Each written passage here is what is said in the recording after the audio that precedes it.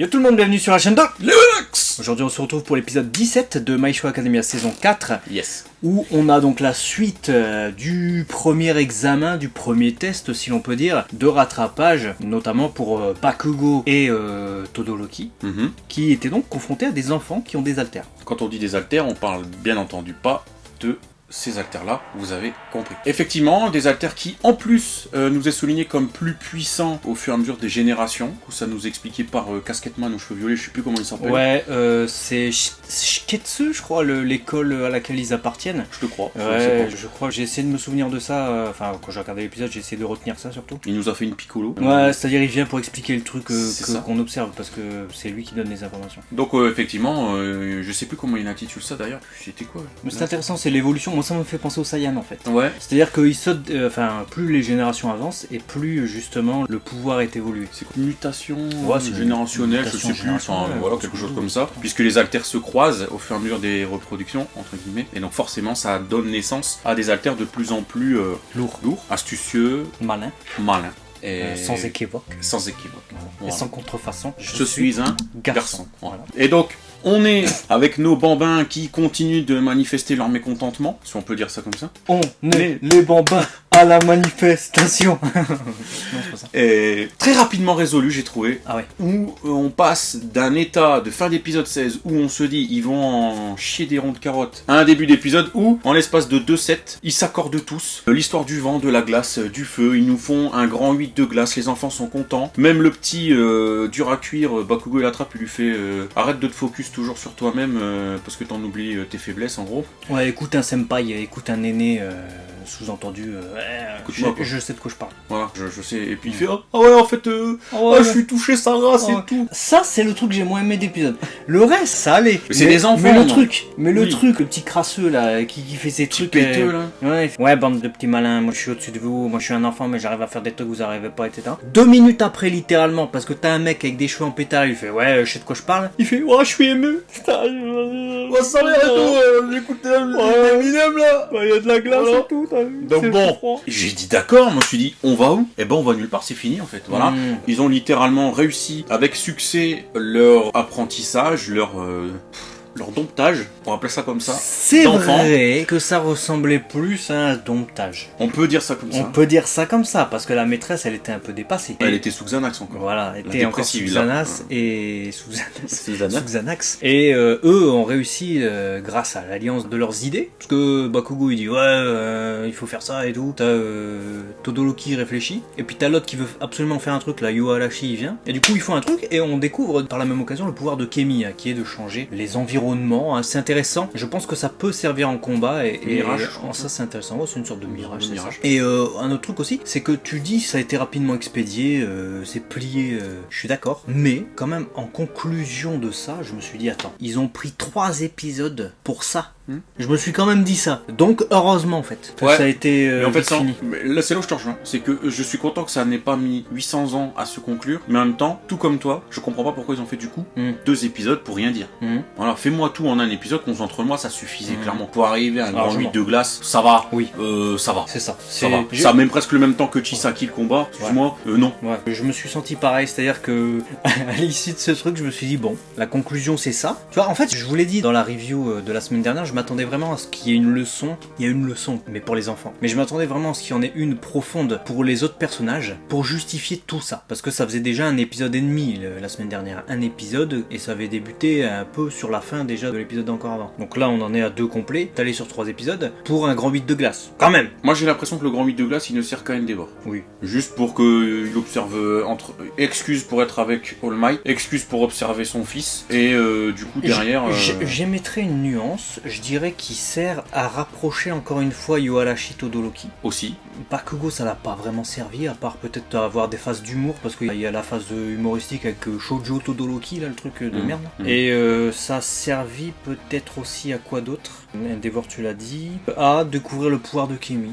Mais voilà quoi, rapprocher encore Shiketsu et Yue.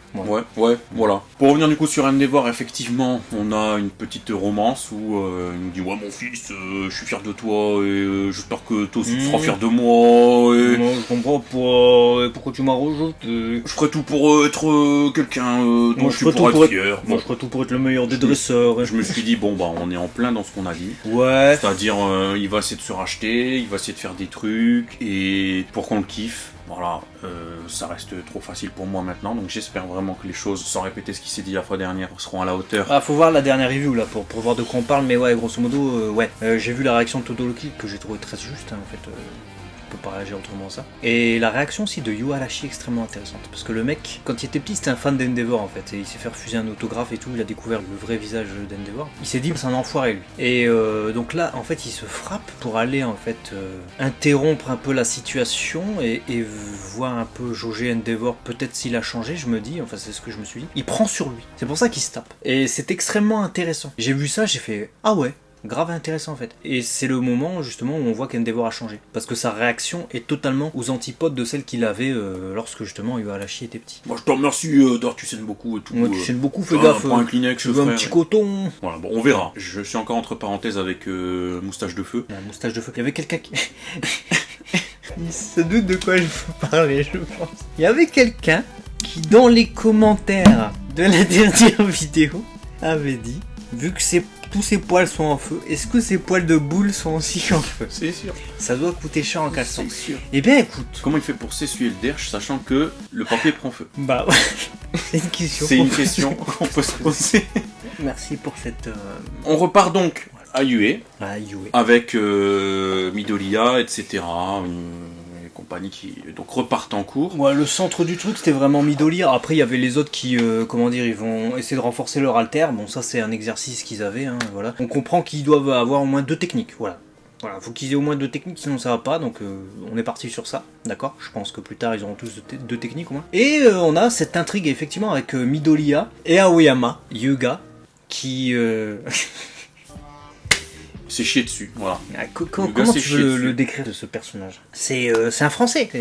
Il aime le fromage, il aime le bon vin, la gastronomie. Est-ce que je peux me permettre de dire un truc? Bah dis un truc. Je sais pas pourquoi, mais très souvent, très souvent, dans les animés, de manière générale, les Français sont représentés comme des blondins un peu efféminés. Ouais. Pour ne pas dire à tendance homosexuelle, parce que bon, il fait ce qu'il veut, c'est pas le problème, tu vois.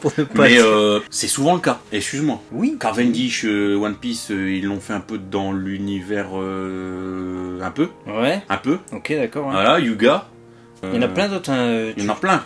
Depuis Versailles Nobala, en fait, il y a plein de. C'est une référence en fait de faire les Français à la mode. Tu sais, ils ont un style vestimentaire très, comment dire, napoléonien, on va dire. Ouais, c'est ça. Et ouais, ils sont efféminés, ils sont blonds, ils ressemblent à, ils ont un physique plutôt féminin. Parce que moi, je m'apparente pas à Hyuga, frère. Hein. Non, et ils mangent des steaks de haute qualité avec du vin rouge. Voilà. Et ils disent des mots de français comme bonjour ou Marushi, salut, au revoir. Bon voilà. Voilà, ils disent des trucs comme ça. Bon, ça change pas qu'ils se chient dessus. Ouais, ça change pas. Voilà. Et d'ailleurs, on va remercier Shirakinuki et Yo, donc nos modérateurs, ils sont modérateurs qui nous ont souligné une petite erreur de retranscription quand justement Hyuga inscrit lors des entraînements sur une roche un texte. Il pisse sur un rocher. Et c'est gravé dans la roche du coup. Voilà. Donc la musique n'est pas gravée dans la roche, mais il est écrit pour l'animé, il n'est pire haut que l'eau qui dort. Sauf que quand tu le compares au manga, le manga nous dit il faut se méfier de l'eau qui dort. Sachant que il faut se méfier de l'eau qui dort est effectivement un proverbe français qui veut dire il faut se méfier des apparences. Bah, faut se méfier de l'eau qui dort quoi. Faut faire gaffe à ce qui peut arriver quoi. Et là il n'est pire que l'eau qui dort, ça veut rien dire. Ça veut rien dire. C'est-à-dire qu'il y a de l'eau qui dort, il y a de l'eau qui vit, il y a de l'eau qui danse. Et la pire c'est quand même l'eau qui dort. Et c'est quand même voilà. Parce que elle ronfle. Voilà. Et ça peut entrer en ébullition. Bon, voilà. C'est un petit clin d'œil, mais effectivement, il est bon de souligner que quand il est noté, en plus, vous avez l'image qui apparaît là. C'est-à-dire qu'il n'y a pas besoin d'aller chercher très loin. Ils se sont cassés la tête à refaire une retranscription de profondeur d'inscription dans la roche, sans recopier ce qui est juste noté dans le manga. Et cette case-là, en français, est la phrase française dans la version Jap.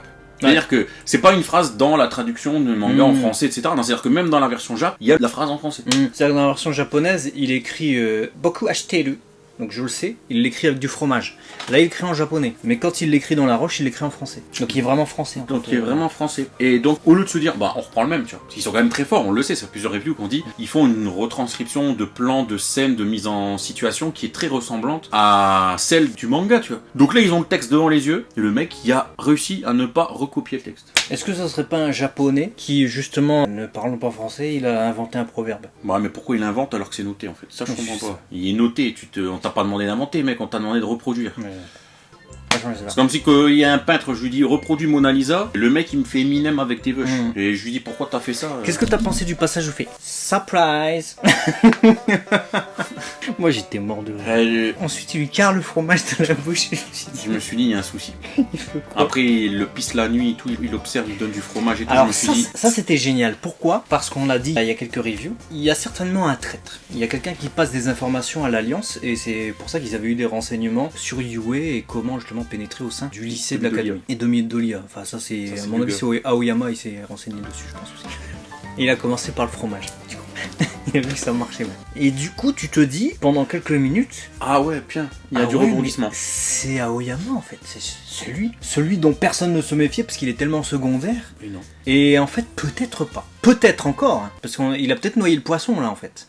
Mais peut-être pas. Mais en tout cas il y a un traître à Yue. Et je me demande si justement cette séquence qui permet d'introduire un peu de tension, d'énigme, certes mêlée à de l'humour, hein, mais quand même, au sein de My Hero Academia avec des personnages normalement qu'on suit quand même depuis le début, je me demande si ça va pas permettre de réintroduire ce truc du putain il faut rechercher quelqu'un parmi les gens à Cette Yue. petite psychose... Ouais. C'est possible parce que j'ai trouvé too much quand même que le résultat ce soit qu'ils disent ouais je sais, t'as le même alter, c'est-à-dire t'as un alter qui est pas en configuration avec ton corps, ton corps corporel. Voilà. Mais pour ça, il va quand même la nuit regarder de manière très perverse Midoriya dort, il pose du fromage au sol en lui disant moi je sais. T'as envie de dire mec, t'as quand même des extrêmes de dis-lui le lendemain matin au petit déjeuner quoi. Ouais. Tu vois, dis-lui mec, je sais comme tu lui as dit là. Donc est-ce qu'effectivement comme tu dis, il noie pas le poisson qui est déjà noyé, tu vois ce que je veux dire? Ou est-ce qu'en fait non, c'est juste qu'il a des excès.